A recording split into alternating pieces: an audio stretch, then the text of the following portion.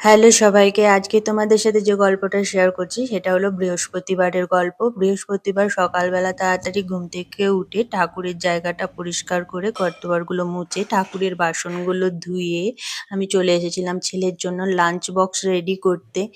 আর ওকে lunch বক্সে করে দিলাম আলু পনির চিজ পরাটা। আর আজকে একটু বেশি তাড়াতাড়ি করছি কারণ আজকে বৃহস্পতিবার প্লাস পূর্ণিমা, বাড়িতে পুজো করি। তো আর একটা গ্যাসে দুধ বসিয়ে দিয়েছি কারণ ও ব্রেকফাস্টে দুধ কর্নফ্লেক্স খেয়ে যাবে।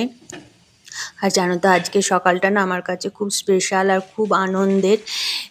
তোমাদেরকে সব বলছি কেন। তারপর ওকে তাড়াতাড়ি করে স্কুলে ছেড়ে চলে গেছিলাম একটু ফুল কিনতে। তো খুব সুন্দর ফুলগুলো দেখো, কত রকমের কত কালারের ফুল। আর গোলাপগুলোর খুব সুন্দর গন্ধ। তারপর ফুল নিয়ে তাড়াতাড়ি করে বাড়ি ফিরে সময় নষ্ট না করে তাড়াতাড়ি চা খেয়ে চান করে চলে এসেছিলাম ঠাকুর পুজোর কাছে। তো দেখতে পাচ্ছ আমি একটা সুন্দর লাল পাড় শাড়ি পরে আছি। এই শাড়িটা মা আমার জন্য পাঠিয়েছে।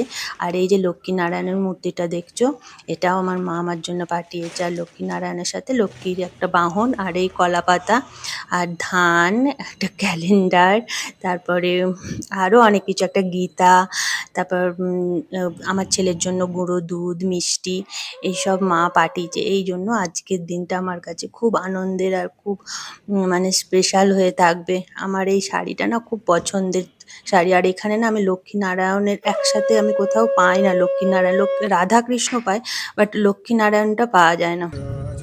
তো তারপর পুজো সেরে আমি সাজুগুজু করে রেডি হয়ে আমরা বেরিয়ে পড়েছিলাম। মানে আমি আর গাঙ্গুলি দুজনে, ছেলে তো গিয়েছিল স্কুলে। আমরা গিয়েছিলাম এক বন্ধুর গৃহপ্রবেশের অনুষ্ঠানে। সেখানে যে আমাদের খুব ভালো লেগেছে, খুব সুন্দর করে পুজো হোম হলো, খুব ভালো লাগলো দেখে। তারপর ওখানেই আমরা লাঞ্চ করলাম, লাঞ্চ করে বাড়ি ফিরলাম।